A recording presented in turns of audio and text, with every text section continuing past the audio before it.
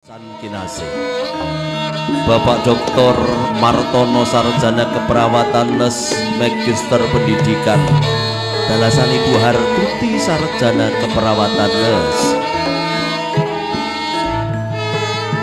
kepareng nampi rawuhipun keluarga Isan.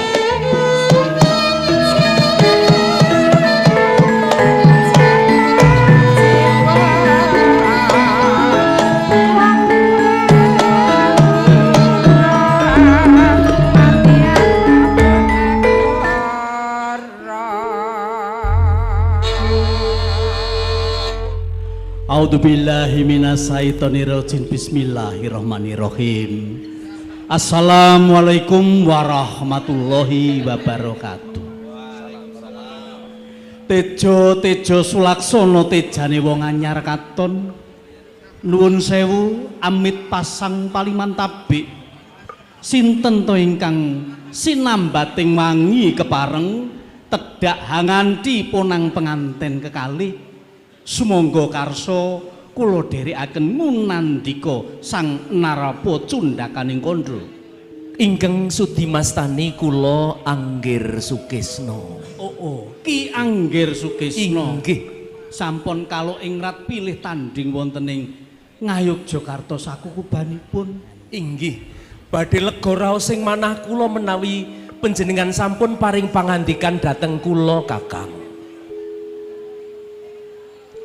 Narapa Cundakaning Kandha.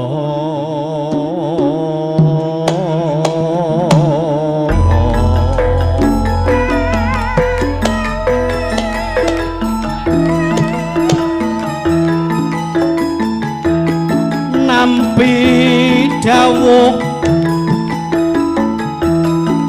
duta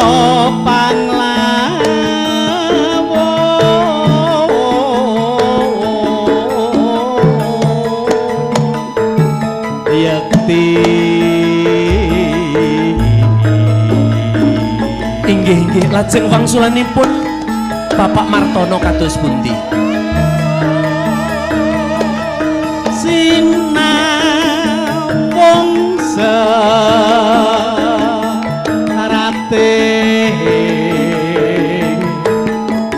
kidul.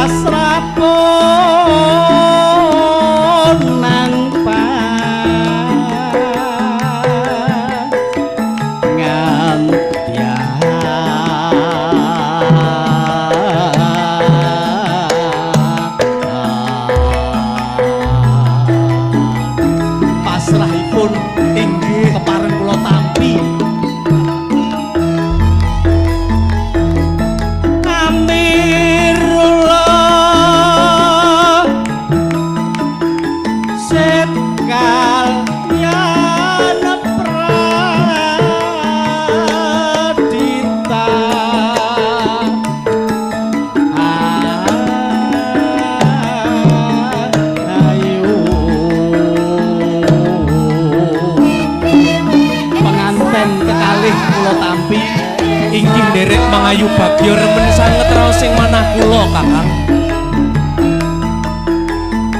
Tinampi kanthi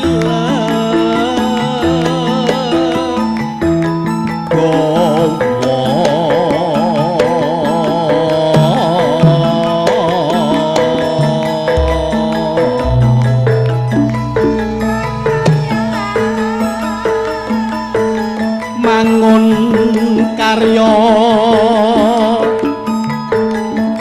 ing